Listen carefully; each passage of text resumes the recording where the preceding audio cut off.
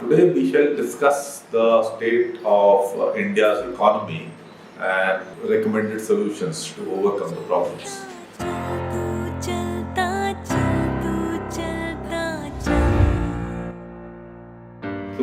We will talk about the current state of India's economy. The harsh lockdown of March 20 flattened the economy. The rupees 20 lakh crore package announced by the Prime Minister was a fraud. What harm has been caused cannot be undone. I had not written about economy for quite some time, nor had we discussed, but I thought it's time that we take stock of the economy. It is time to take a holistic view and assess the efficacy of the policy measures which were taken by the government as well as the RBI and suggest a roadmap for improvement of the economy for the benefit of my students and whoever take out their valuable time to listen to our YouTube channel. First, a word about the global situation, world economic prospects. According to the world economic situation and prospects, as of mid-2020, the growth rate of India has been projected as 1.2% for the present fiscal year. The report has indicated a slight recovery in the growth rate of 2021, stated that it would clock approximately 5.5% in 2021. The UN has projected that the global economy will contract sharply by 3.2% in the present fiscal, with only a gradual recovery in 2021. Consumer demand has been crushed and savings are rising in an unprecedented manner. This seems likely to be having a long-lasting effect on financial markets, depressing interest rates for years to come. The personal savings rates in US has touched 33% in April.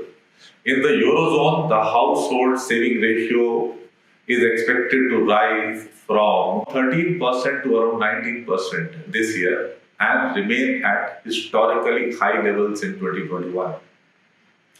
Global demand is subdued and likely to remain so in 2021. India can avail cheap credit but cannot expect a rise in exports. COVID-19 has lowered China's global image. Businesses did move out of China, but not to India, primarily Vietnam and Southeast Asian countries, because India is not an attractive investment destination. Coming on to India, economic situation prior to COVID, GDP and unemployment. The mismanagement of the economy by a corrupt and incompetent government had resulted in the GDP falling to a record low of 4.2%. And the unemployment rate had risen to a record high in 45 years before the arrival of COVID. Delayed actions to prevent spread of COVID-19. Modi government was focused on toppling the MP government and Namaste Trump events and hence delayed institution of checks to prevent the spread of COVID, which could have been initiated in February. Unplanned lockdown. The lockdown, when the history of Modi's misrule is written, will rank along with the ill-planned demonetization and GST as major disastrous steps in ruining India's economy. It resulted in a loss of approximately 10 to 12 lakh crore.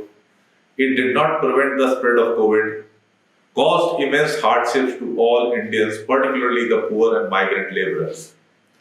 The most appropriate comments from Rajiv Bajaj, a rare corporate man who has the courage to speak the truth, when he said about the lockdown that it flattened the wrong curve.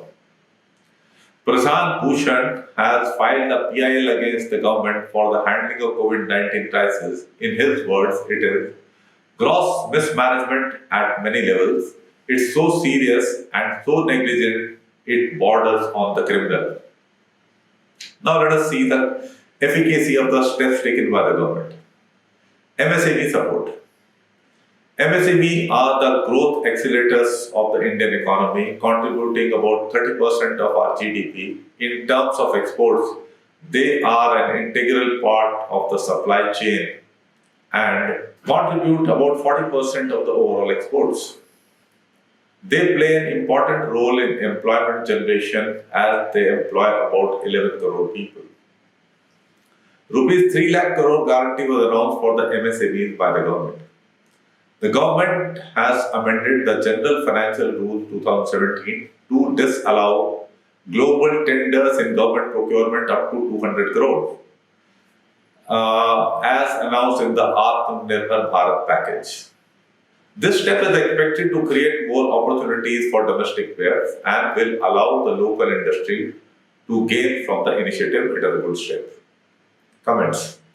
Credit to MSMEs shrank up to 7.6% between March and May as the lockdown brought economic activity to a halt. In the absence of demand, MSMEs are not borrowing to restart or grow further.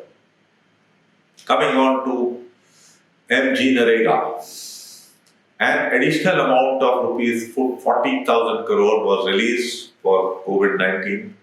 The earlier allocation was 60,000 crore. Even this financial year began with a pending wage and material liabilities of over 16,000 crores. Allocation of rupees 1 lakh crore meant that approximately rupees 84,000 crore is available for employment generation this year. This will be the highest allocation ever in India's history. Comments. The allocation, which amounts to 0.47% of the GDP, continues to be much lower than the World Bank recommendation of 1.7% of GDP for optimal functioning of the program. It has been helpful to the rural poor as also a portion of the migrant laborers who reach their homes in rural areas. 1.7 lakh crore relief package. The much needed relief package did help in the survival of lakhs of people. It, however, did not raise demand in any significant manner. Agricultural reforms. I have put reforms within brackets because there are hardly any reforms. There were protests in Punjab, in Haryana, against the three ordinances: Farmers Produce Trade and Commerce, Promotion and Facilitation Ordinance 2020, the Farmers Empowerment and Protection Agreement on Price Assurance and Farm Services, Ordinance 2020, and Essential Commodities Amendment Ordinance 2020. Comments. These so-called reforms have done no good to the farmers at present. People are protesting. We can only hope that these would do some good in the long run. I have my doubts. RBI actions. The following actions are taken by the RBI. So it's quite prompt. In fact, in my view, RBI has been the most proactive organization in the entire government machinery in this entire COVID crisis. They announced reduction in CRR by 100 basis points, long-term repo operations to infuse rupees 1 lakh crore liquidity and other measures after the first MPC meeting. Following the pandemic, they announced a 3-month moratorium on all loans repayment till 31st May. In April, they reduced daily money market trading time to 4 hours from 10 a.m. to 2 p.m. On April 17, they cut reverse repo rate by 0.25 basis points and took some other measures. Announced a special finance facility of rupees 50,000 crore for NABARD, LTR of rupees 50,000 crore, and changes in NPA classification to exclude the 90-day moratorium period. On April 27th, announced a rupees 50,000 crore special liquidity facility for mutual funds. On 22nd May, they announced repo rate cut by another 40 basis points after second MPC meet, extended the 3-month moratorium on repayment of loans to banks by another 3 months till 31st August. The latest MPC meeting kept the repo rate at 4% in August. I have been a critic of RBI governor and the functioning of RBI since the change of the board and appointment of Das as the governor. However, I cannot fault the actions of the RBI during the period. I would like to quote Deputy Governor and NPC member Michael Patra. Disappointingly, inflation and surprises of recent months are undermining the MPC's actions and stymieing its resolve to do what it takes to revive growth and mitigate the impact of COVID-19 on the economy. Oil price hike. The negative impact on the broader economy will be severe. This is because state governments are also increasing VAT regularly.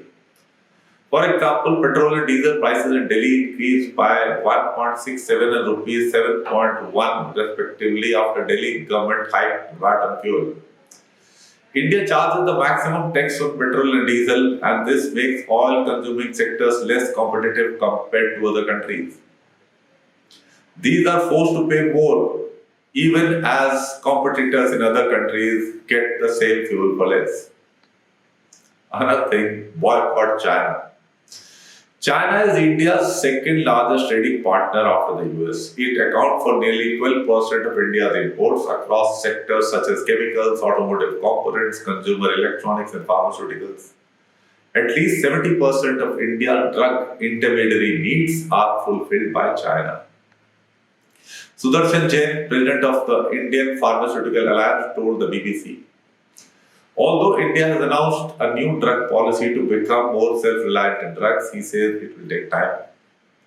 India's booming smartphone sector also heavily depends on cheap Chinese phones made by Oppo, Xiaomi, and others, with the lion's share of the local market. Most consumer electronics makers say they will be paralyzed if they cannot import crucial intermediate goods from China. We are not worried about finished goods, but most players across the globe import key components such as compressors from China, says Tyagarajan, MD of Blue Star Limited, an Indian manufacturer of AC, air purifiers and water coolers. He adds that it will take a long time to set up local supply chains and that there are few alternatives for certain kinds of imports.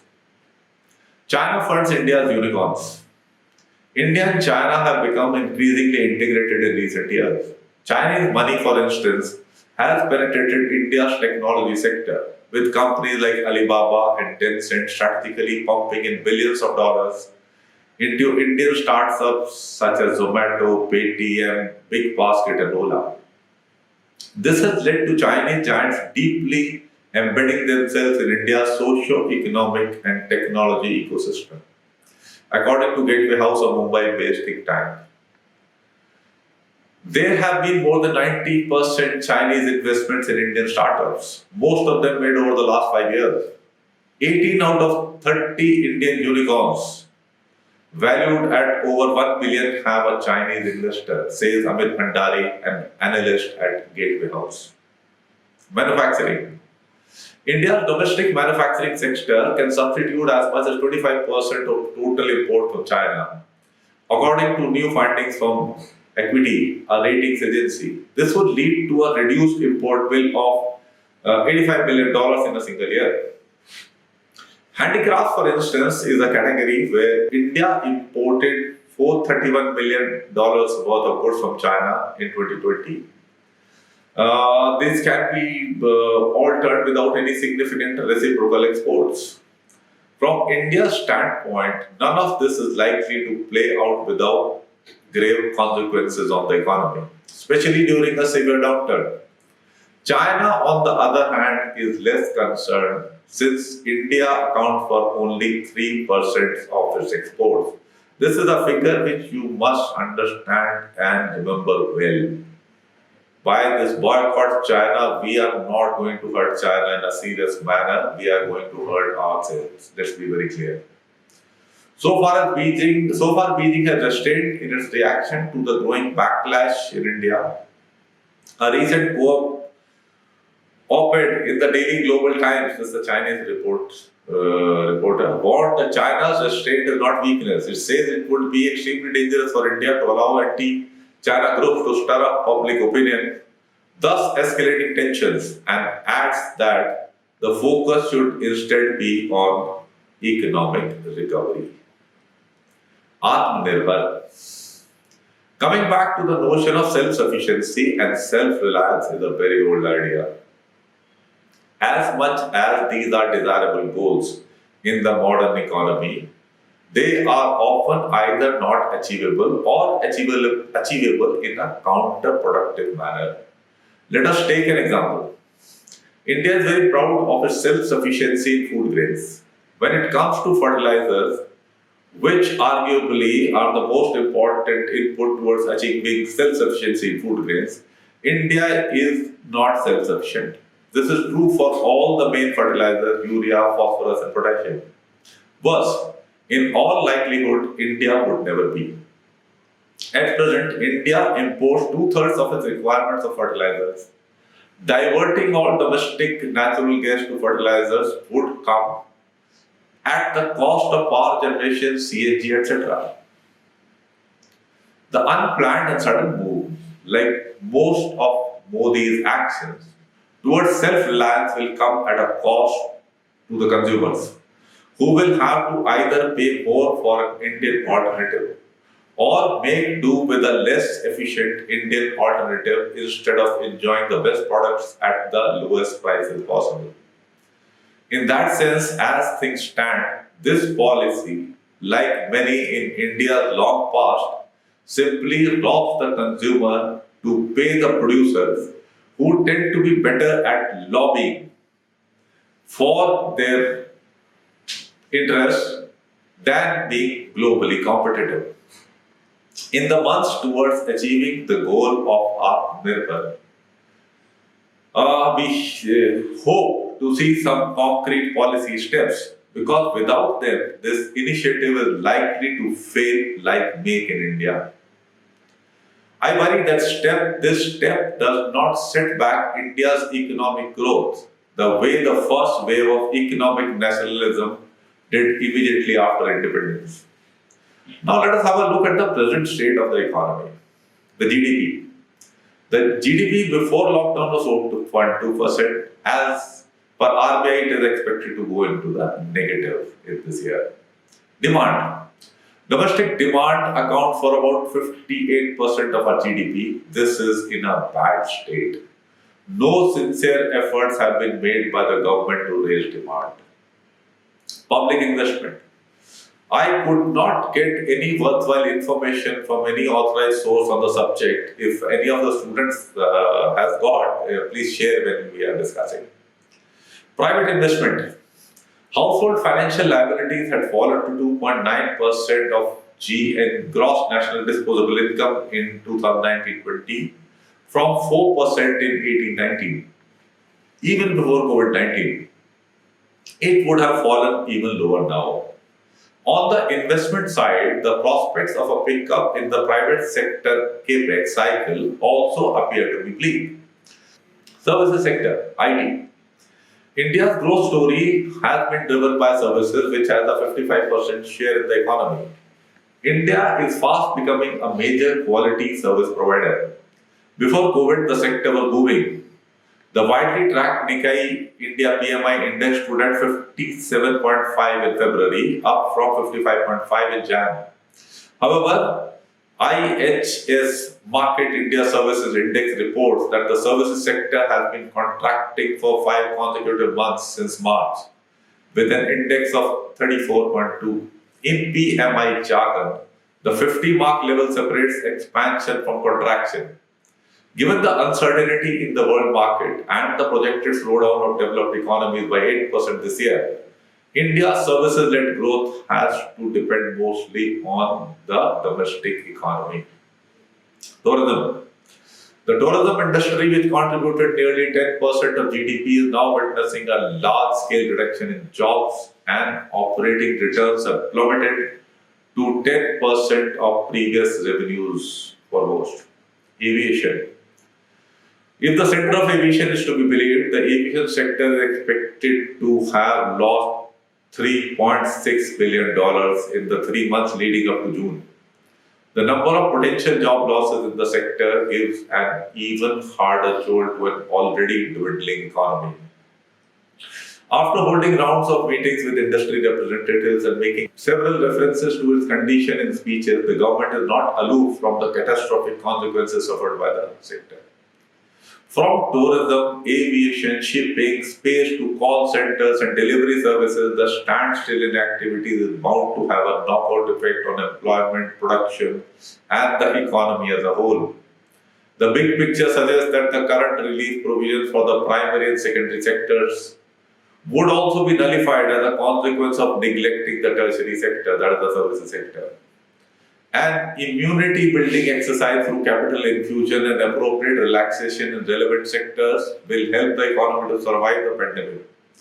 Most of the services sectors are the worst affected, and unfortunately, we do not see any specific fiscal and monetary stimulus for them. In fact, some sectors will find it difficult to survive if the pandemic continues. Manufacturing sector. The sector contributes over 16% of our GDP. It is in a bad state. MSMEs, I already said, they have been offered to take loans, but they are not inclined because there is no demand and the situation is as it is precarious. Agriculture sector, it is the lone bright spot. Agriculture GDP is said to have a positive growth thanks to good monsoon rains. Imports, exports. Imports, exports are both down. The prospects of exports picking up are bleak, seeing the world situation. Banking sector. Bank credit growth is likely to nosedive to a multi-decade low of 0 to 1% in 2021. Non-food credit growth decelerated to 6.8% year on year from 11.4% in the corresponding year previously. Bank loan growth to industry decelerated to 1.7% in May from 6.4% in the corresponding month last year. Loan growth to services sector slowed to 11.2% in May compared to 14.8% previous year. Personal loans growth decelerated to 10.6% in May, against 16.9% in May 2019. The ratio of gross NPAs may rise to 12.5% by March next year. In a baseline scenario, the central bank's financial stability reports noted the NPA ratio could jump to as high a level as 14.7% in the event of severe stress. It's a bad state. Now, after a lot of gloomy stuff, let us talk of some recommended solutions. Rain and oil prices. Two major influences in Indian economy are monsoon rains and oil prices. Fortunately for us, rains have been good and oil prices are low. To tide over the grim situation, we need to act in a decisive manner, which apparently the government seems disinclined or incompetent to do. Talking about fiscal deficit. Now, these are points which have come from me. I have not taken it from anywhere. Balance, I will give you references of all things. In my view, India should not be bothered about increasing the fiscal deficit and let it go up to 14% of the GDP. And how should we fund it? It should be funded by printing money and foreign borrowings. This will be vital to save lives, create jobs, as well as infrastructure. Federal spirit. The government should work in the spirit of federalism and decentralization. GST dues of the states must be paid quickly. The plan to make the state borrow via RBI is incorrect, which you were just hearing yesterday and today. The borrowing of approximately little less than 3 lakh crore should be done by the center, and the center should honor the promise made, because that is how the GST Act got passed. The center should pay the price for the mismanagement of the economy and do not make the states pay for it. Coming on to demand. These are my suggestions. Cash. Demand has to be increased and the extremely poor kept alive. Cash should be given to the poor at the rate of rupees 25,000 per each family in this year.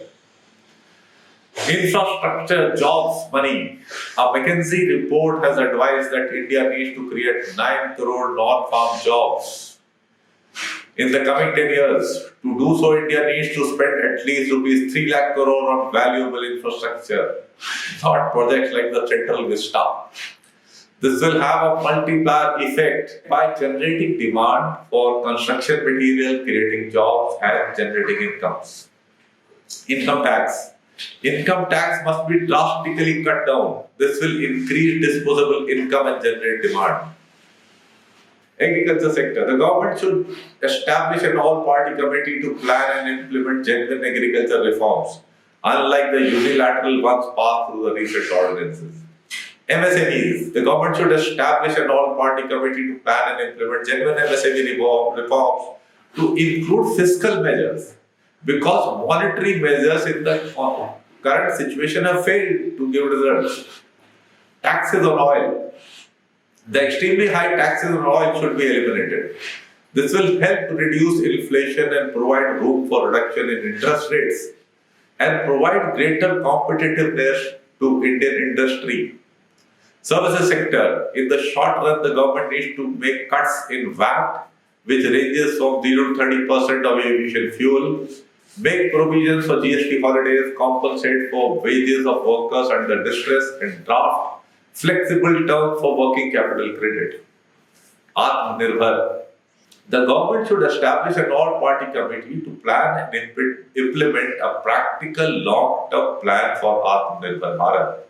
It should not be a bunch of knee-jerk actions which cause more harm than good. Banking sector. The government should establish an all-party committee to plan the eradication of NPAs. We've been carrying on with this for long, and they are going on increasing. And banking fraud, which are ever increasing. Greater autonomy should be provided to the banks. At present, the global interest rates are low, and India should take advantage of this to borrow money from abroad and utilize it for infrastructure creations and jobs, as I suggested earlier, to create demand. MG Narega, the allotment should be kept open-ended. It may need another approximately rupees 1 lakh crore. Terminate divisive agenda, corruption and improve democracy. The government should stop the divisive agenda, cancel the CAA, restore Article 370 and 35A, cancel the electoral bond scheme and PM Cares Fund, and stop the erosion of democracy. The PM should take some action on his promise of na khaunga na khane dunga.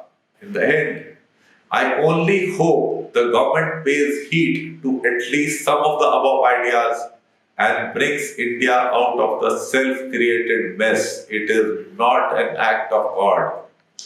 The expected harsh truth is that the government may do nothing of the above. Thus, we should prepare ourselves to continue in the long-term massive unemployment, rise in poverty, rise in suicide, deaths, and people being forced into a life of crime, because the economy is likely to be run by the raw wisdom of our Prime Minister rather than any, educated thought. This is what it is, so please be mentally prepared to have some long-term suffering as far as the economy is concerned. So think more of self-reliance and for yourself, helping yourself what best you can do